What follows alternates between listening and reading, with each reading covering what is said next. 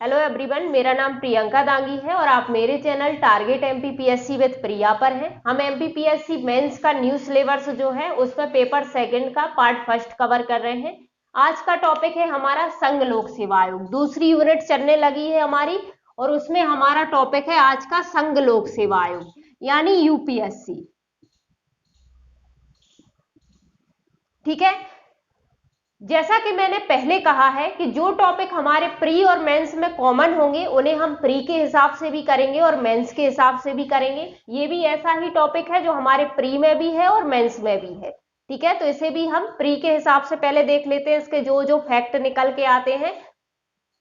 Fact से आपके mains वालों के लिए फायदा ये होगा कि एक तो अब नोटिफिकेशन आ गया तो आपको अप्रैल में प्री भी देना ही होगा फिर से, तो वो प्री के भी तैयार हो जाएगा आपका। और मेंस का जो है, मेंस के लिए यहां से 3 नंबर के क्वेश्चन आपके लिए तैयार होते हैं। ठीक है, चलिए तो पहले हम इसकी थोड़ी पृष्ठभूमि, इसका इतिहास देख लेते हैं कि भाई हमारे यहाँ सिविल सेवा की शुरुआत कैसे हुई, है ना।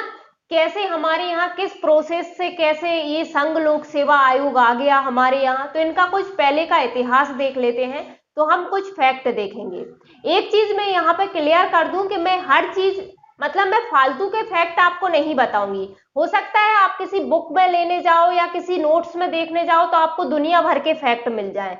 मैं यहाँ वही फैक्ट बताऊंगी जो मुझे लगता है कि इंपॉर्टेंट है। और जाहिर सी बात है, मैंने 3 बार प्री क्वालिफाई किया है तो मुझे इतना तो पता होगा कि क्या इंपॉर्टेंट है और क्या इंपॉर्टेंट नहीं है। मुझे ऐसा लगता है कि यदि आप किसी से गाइडेंस ले रहे हैं, किसी की कोचिंग ले रहे हैं या किसी से पढ़ रहे हैं, तो आपको सिर्फ आप इसी उद्देश्य से जाते हैं कि वो आपको ये भी बता सके कि आपको क्या छोड़ना है और क्या पढ़ना है ना। नहीं तो मार्केट में 1000 बुक्स अवेलेबल है, नोट्स अवेलेबल है, ऐसे तो हर कोई खरीद के पढ़ सकता है, फिर कोचिंग जाने की या किसी से पढ़ने की जरूरत क्या है ना। तो मुझे ऐसा ही लगता है कि यदि आप गाइडेंस ले रहे हो तो आप किसी से यही सोच के लोगे कि आपको ये भी पता चले कि आप फालतू की चीजें नहीं पढ़े, क्योंकि फालतू की चीजें पढ़ने से कभी कभी क्या होता है कि जो हमारे काम की है वो छूट जाता है।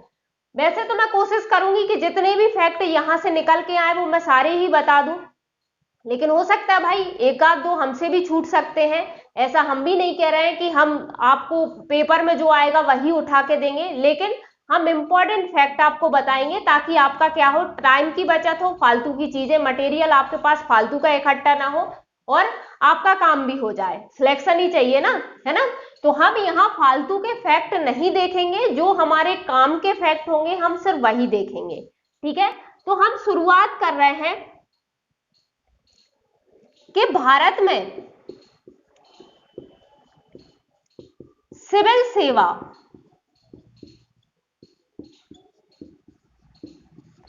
का जन्मदाता किसे कहा जाता है। तो लॉर्ड कॉर्नवालिस को कहा जाता है।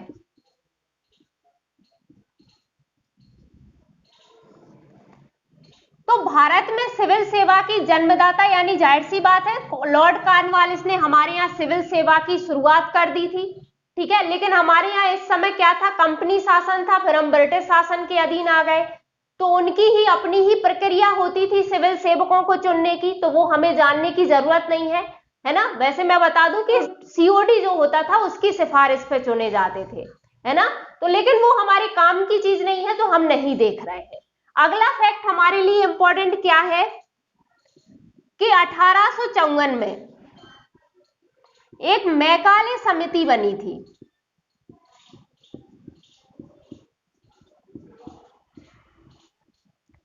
और इसने क्या कहा कि भाई जो सिविल सेवक हैं, सिविल सेवकों की नियुक्ति या भर्ती हेतु प्रतियोगी परीक्षा की सिफारिश की,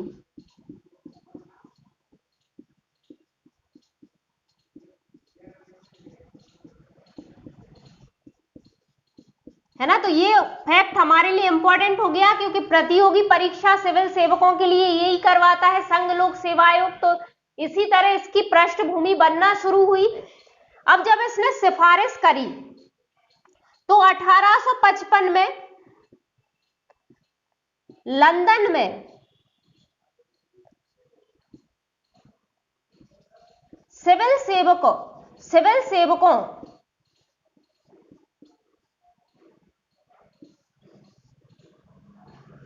हेतु प्रतियोगी परीक्षा आयोजित भी हुई।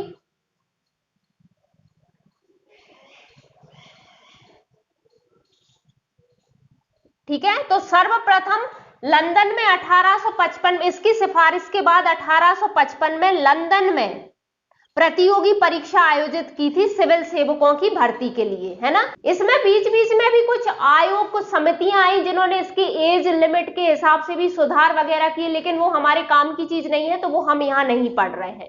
हमने क्या बोला कि 1855 में भाई मैकाले समिति ने जब सिफारिश की थी, तो 1855 में लंदन में पहली बार क्या हुआ, सिविल सेवकों के लिए प्रतियोगी परीक्षा आयोजित हुई, और अब यहां से ये लंदन में ही होने लगी। ठीक है, अब देखते हैं आगे, और आगे क्या प्रोसेस हुई। परीक्षा लंदन में हो रही थी, लेकिन हम भी उपनिवेश थे ब्रिटिश शासन के। ठीक है, तो अब प्रतियोगी परीक्षा हो रही थी, तो हमारे यहां से भी पार्टिसिपेट करने जा रहे थे लोग। तो हमारे यहां से प्रथम भारतीय ऐसे कौन थे जिन्होंने ये प्रतियोगी परीक्षा यानी सिविल सेवा परीक्षा पास की थी।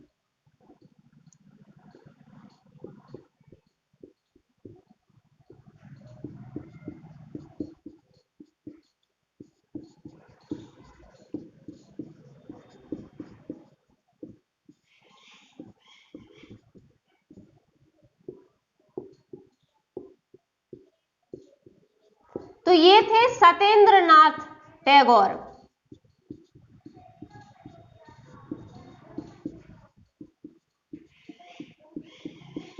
ठीक है, इन्होंने 1864 में जो है वो ये परीक्षा पास की थी।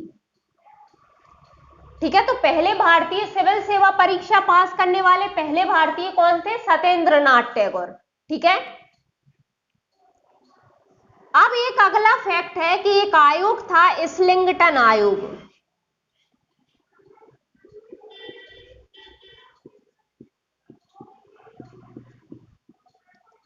इसने 1912 में ये सिफारिश करी कि जो प्रतियोगी परीक्षा सिविल सेवा के लिए होती है उसका आयोजन भारत में भी होना चाहिए। मतलब लंदन में तो हो रहा है, लेकिन भारत में भी होना चाहिए इसका आयोजन। ठीक है, भारत में सिविल सेवा परीक्षा के आयोजन की सिफारिश की, है ना।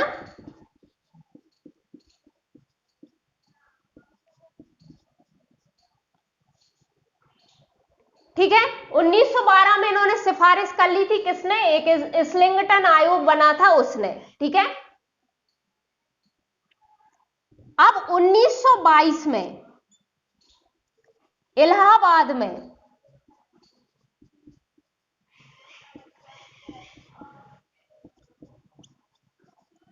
सर्वप्रथम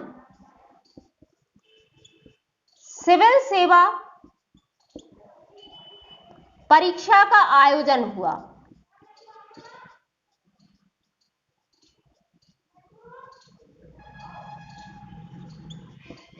ठीक है, ये फैक्ट इसी से संबंधित था, इसलिए मैंने यहां लिखवा दिया, लेकिन ये 1922 से पहले एक घटना और हो चुकी थी, वो अब अभी हम देख रहे हैं। लेकिन जब इसने सिफारिश तो 1912 ही में कर दी थी, लेकिन 1922 में जाके इलाहाबाद में पहली बार हुआ था सिविल सेवा परीक्षा का आयोजन। ठीक है, तो ये आप ध्यान रखना, ये आपके लिए इंपॉर्टेंट फैक्ट है। ठीक है, आगे बढ़ते हैं। अब इस चीज का महत्व देख रहे हो, आपके भारत में तक सिविल सेवा परीक्षा का आयोजन होने लगा, है ना। मतलब काफी विकास हो चुका था इस संदर्भ में अब तक, है ना। तो 1919 में जो भारत शासन अधिनियम आया,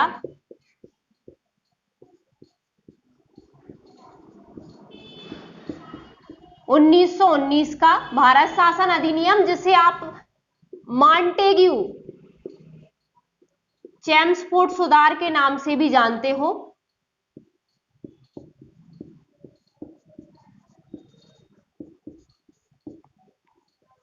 इसमें क्या किया गया, इसमें प्रावधान किया गया था कि एक लोक सेवा आयोग होगा जो क्या करवाएगा,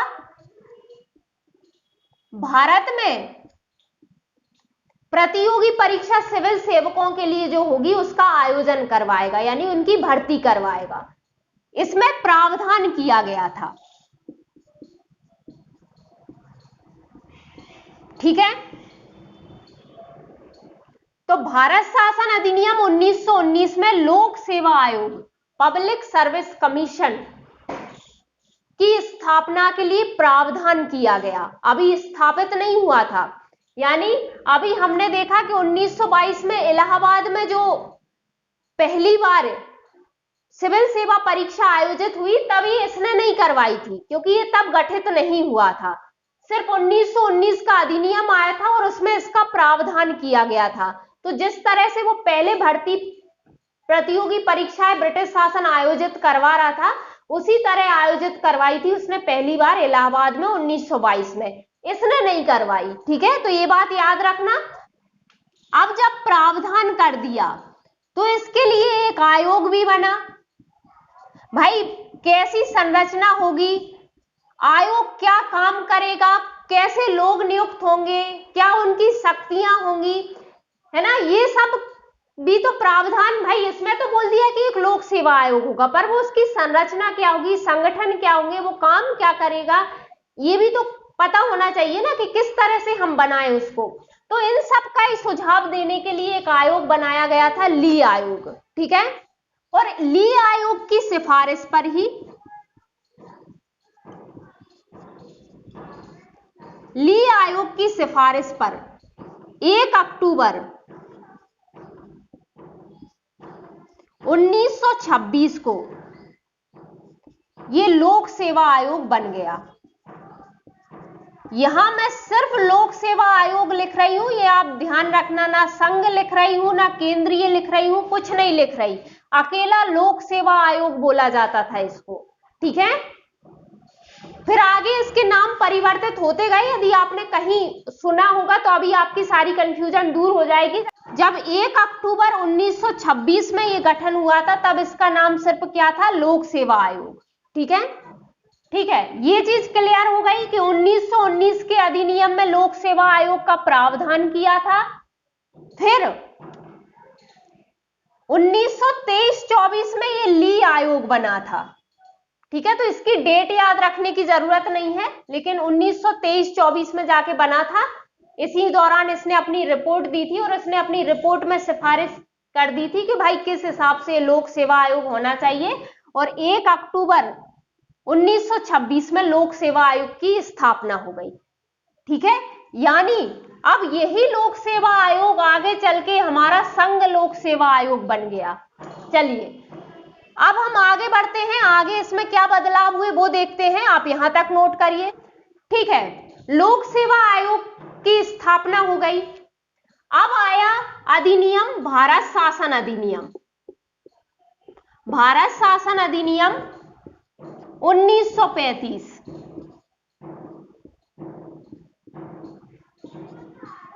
ठीक है, भारत शासन अधिनियम 1935 जो आया उसमें व्यवस्था की गई कि भाई अब प्रांतों के लिए भी प्रांतीय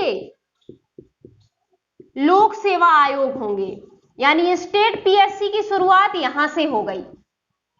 ठीक है, तो हमारे यहां मध्य प्रदेश लोक सेवा आयोग हमारा टॉपिक है और हमारे प्री में राज्य लोक सेवा आयोग भी टॉपिक है। तो अब ये आपको पता होना चाहिए कि कौन से अधिनियम के तहत स्टेट पीएससी का प्रावधान आ गया था, तो 1935 के अधिनियम के तहत। और यदि डेट पूछी जाए तो 1 अप्रैल 1937, क्योंकि ये अधिनियम प्रभावी कब से हुआ था, 1 अप्रैल 1937 से। तो डेट पूछी जाए तो ये, और अधिनियम पूछा जाए तो 1935 का अधिनियम। तो प्रांतीय लोक सेवा आयोग आ गए। अब भाई प्रांतीय लोक सेवा आयोग आ गए, तो जो हमने लोक सेवा आयोग, जो हमने ली आयोग की सिफारिश पे गठित किया था, उसका नाम अब हमने कर दिया केंद्रीय लोक सेवा आयोग। लोक सेवा आयोग,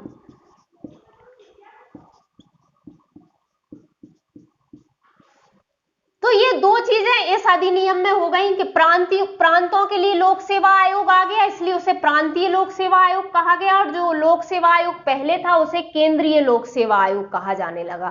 ठीक है, यानी फेडरल पब्लिक सर्विस कमीशन। ठीक है, अब 26 जनवरी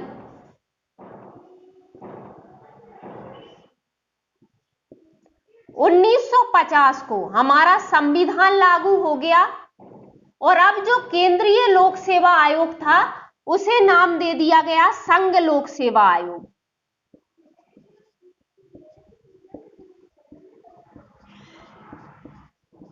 और जो प्रांतीय लोक सेवा आयोग थे इन्हें बोला जाने लगा राज्य लोक सेवा आयोग। ठीक है, तो हमारा संविधान 26 जनवरी 1950 को जैसे ही लागू हुआ तो उसमें भाग 14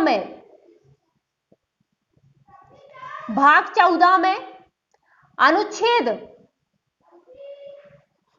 315 से 323 तक लोक सेवा आयोगों के बारे में प्रावधान किए हैं। लोक सेवा आयोग मतलब संघ लोक सेवा आयोग भी, राज्य लोक सेवा आयोग भी और संयुक्त लोक सेवा आयोग भी। तो संयुक्त लोक सेवा आयोग क्या होते हैं वो हम अभी देखेंगे, और राज्य लोक सेवा आयोग, और उसके बारे में भी अभी आपको पता चल जाएगा जब हम संवैधानिक प्रावधान पढ़ेंगे। ठीक है, तो 26 जनवरी 1950 को संविधान लागू हो गया। संविधान के भाग 14 में अनुच्छेद 315 से 323 तक लोक सेवा आयोगों के बारे में प्रावधान किए हैं, जिसमें संघ लोक सेवा आयोग भी है, राज्य लोक सेवा आयोग भी है और संयुक्त लोक सेवा आयोग भी है। तो यानी जब हम संवैधानिक प्रावधान पढ़ेंगे तो हम संघ के और स्टेट पीएससी जो है वो हम अलग अलग नहीं पढ़ेंगे, क्योंकि संविधान में तो अनुच्छेद तो एक ही है, तो हम ये अनुच्छेद 7 में ही देख लेंगे। तो वहां प्री में भी हमारा टॉपिक है ना, राज्य लोक सेवा आयोग भी टॉपिक है और संघ लोक सेवा आयोग भी टॉपिक है, तो हम उसमें वहां अलग अलग देखने की जरूरत नहीं है। हम यहाँ पे दोनों चीजों को, क्योंकि एक ही अनुच्छेद में सारे दोनों के लिए प्रावधान किए गए हैं, है ना, तो हम संवैधानिक प्रावधान यहाँ साथ साथ लेके चलेंगे। बाकी फैक्ट हम मध्य प्रदेश लोक सेवा आयोग का भी अलग से देख लेंगे, संघ लोक सेवा आयोग का हम देख ही रहे हैं।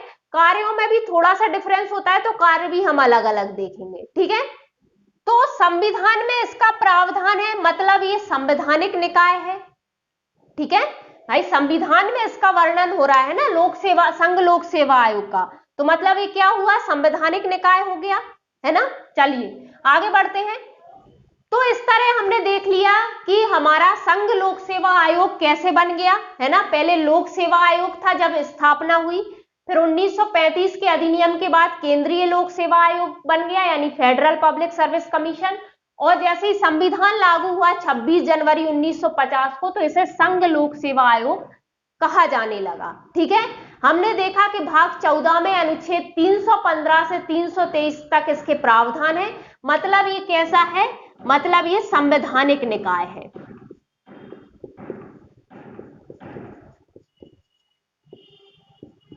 ठीक है, अब सिर्फ हम संघ लोक सेवा यानी यूपीएससी से संबंधित कुछ फैक्ट देख रहे हैं। इसके पहले अध्यक्ष कौन थे, महिला अध्यक्ष पहली कौन सी थी, तो कुछ फैक्ट रिपीट होंगे, आप चाहे तो दोबारा से लिख लीजिए उनको, है ना, क्योंकि वहां आपके फैक्ट के रूप में आ गया और यहाँ हम शॉर्ट में लिख देंगे सारी चीजों को, तो आपको हो सकता है जल्दी याद हो जाए। तो एक बॉक्स टाइप से चाहे आप बना लीजिए अपने नोट्स में, है ना, और हम अब उस चीज को दोबारा एक बार इनका रिवीजन कर रहे हैं कि हमने क्या देखा, यूपीएससी के बारे में अब हम बात कर रहे हैं। हमने क्या देखा कि भाई इसकी स्थापना कब हुई थी, तो 1 अक्टूबर 1926 को ली आयोग की सिफारिश पर।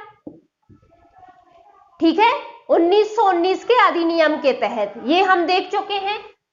वर्तमान स्वरूप में ये कब आ गई, संघ लोक सेवा आयोग वर्तमान स्वरूप में कब आ गया,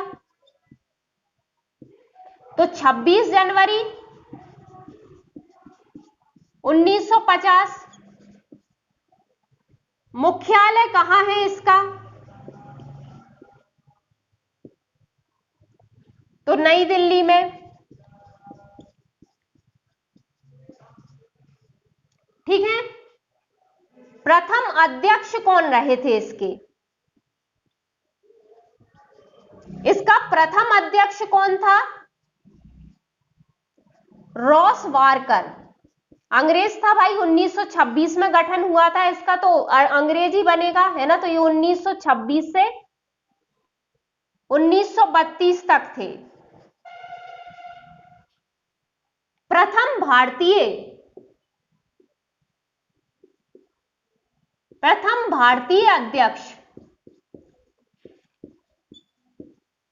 अध्यक्ष कौन बने थे यूपीएससी के?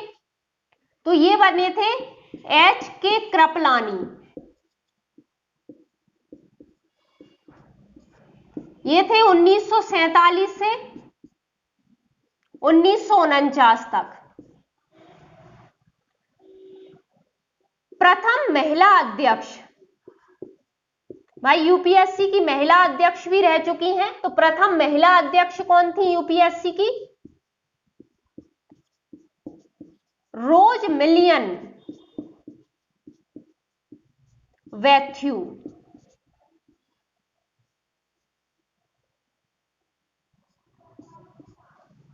ठीक है, प्रथम महिला अध्यक्ष रोज मिलियन वैथ्यू थी।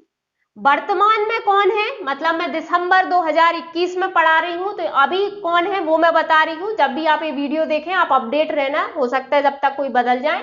तो अभी कौन है वर्तमान अध्यक्ष, कौन है इसके?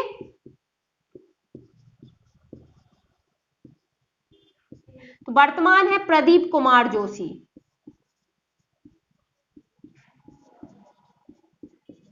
ठीक है, ठीक है। तो ये कुछ इसके फैक्ट हैं, ये आप लिख लीजिए,